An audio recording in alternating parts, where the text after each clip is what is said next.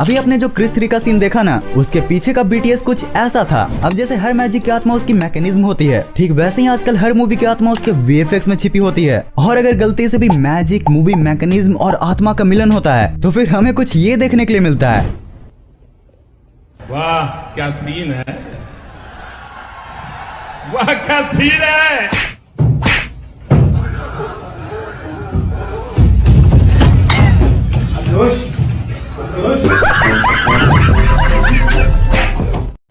Okay, तो अब जब ब्रह्मास्त्र रिलीज हो चुका है तो क्यों ना हम इस व्यूज के पावन अवसर पर ऐसे ही मूवीज के बीटीएस एंड वीएफएक्स के बारे में जानते हैं, जिसको देखकर आपको मूवीज देखने का पूरा पर्सपेक्टिव ही चेंज हो जाएगा।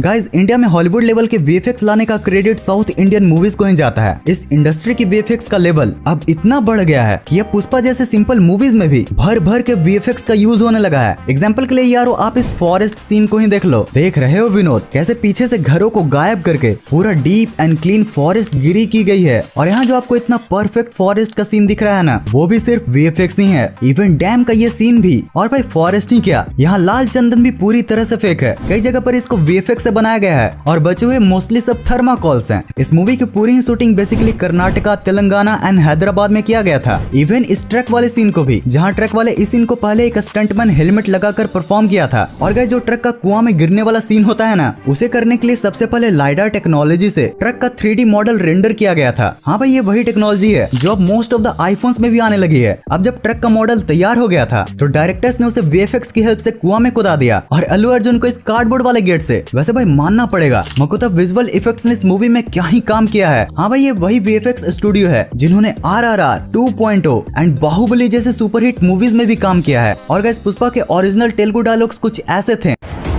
पुष्पा, पुष्पराज, और वहीं इसके Hindi voice over artist Suresh Talpade ने इसे कुछ ऐसी आवाज दी है। पुष्पा नाम सुन के फ्लावर समझे क्या, फायर है मैं। तो अब बात करते हैं उस फेमस इंडियन मूवी की जिसके तीनों ही पार्ट्स को डिज्नी ने खरीद लिया है, यानी कि ब्रह्मास्त्र। भाई, इस मूवी को बनाने में तकरीबन 11 साल लग गए। मतलब भाई रणवीर आलिया ने ये खुद कहा है कि पिछले 5 सालों से जब भी हम किसी पार्टी या ओकेजन पर मिलते थे तो सिर्फ ब्रह्मास्त्र की ही बातें किया करते थे। इसके कुछ पिछले आर्ट वर्क्स ऐसे थे और वहीं ट्रायलॉजी वाले आर्ट वर्क्स कुछ ऐसे। बात करें अगर इसके behind the scenes and VFX की, तो स्टार्ट करते हैं तलवार वाले इस सीन से, जिसकी शूटिंग कुछ इस तरह से की गई थी। और आग फेंकने वाले सीन का शूटिंग कुछ ऐसे। इस मूवी के वीएफएक्स में गौर करने वाली बात यह है कि बाकी मूवीज के मुकाबले इस मूवी में इन लाइट इंस्ट्रूमेंट्स का यूज किया गया है ताकि वीएफएक्स में बॉडी ग्लो और भी अच्छे से आ सके। वहीं बात की जाए अगर इस पावर एब्जॉर्प्शन वाले सीन की, तो उसे ब्लू स्क्रीन के पीछे कुछ ऐसे शूट किया गया था। और अगर आप ट्रेलर पर गौर करोगे तो आपको कुछ समय के लिए ये कार चेज वाला भी सीन देखने को मिलेगा, जिसको बिहाइंड द सीन कुछ ऐसे शूट किया गया था। वैसे मजेदार बात तो ये भी है कि इस बार इस मूवी के वीएफएक्स को बहुत से यूट्यूबर्स ने भी रिक्रिएट किया है, और वो भी काफी अच्छी तरह, जो हम यूट्यूबर्स के लिए काफी प्राउड वाली बात है। वैसे सुना है ब्रह्मास्त्र में सारे अस्त्र हैं सिवाय। वैसे भाई, कहाँ गए वो लोग जो कह रहे थे कि ब्रह्मास्त्र फ्लॉप होगी?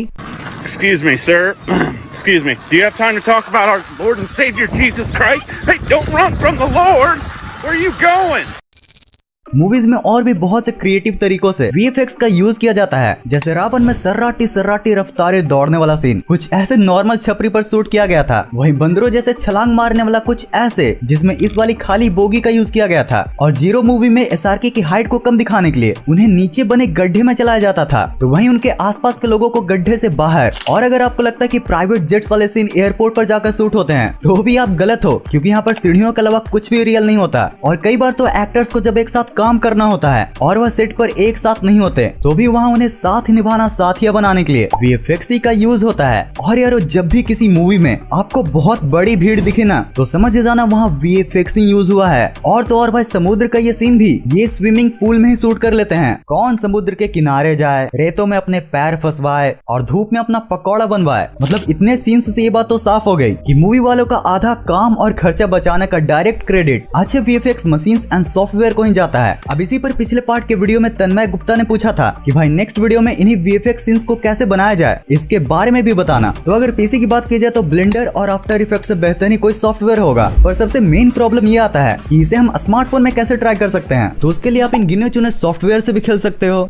वैसे ना मीम्स में आगे बढ़ने से पहले मैं तुम लोग को एक चैलेंज देता हूँ कि सबसे पहले ये कमेंट करो कि ये वीडियो कैसी लगी, और साथ ही साथ उसके साथ कुछ मस्त सा कोई फनी राइमिंग वर्ड या मूवीज के रिलेटेड कुछ भी फनी या क्रिएटिव सा लिख दो, क्योंकि अगले वीडियो में मैं कुछ ऐसी कमेंट्स को पिक करके उनको सॉर्ट आउट देने वाला हूँ। सो जरूर से कर देना।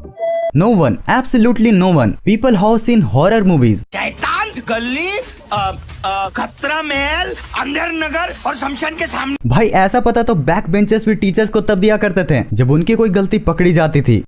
Raju's mom married Farhan's dad. That's why Raju went into coma. Farhan lost his sense and Rancho went to another planet. Oh भाई। तो यार आज के इस वीडियो के लिए इतना ही।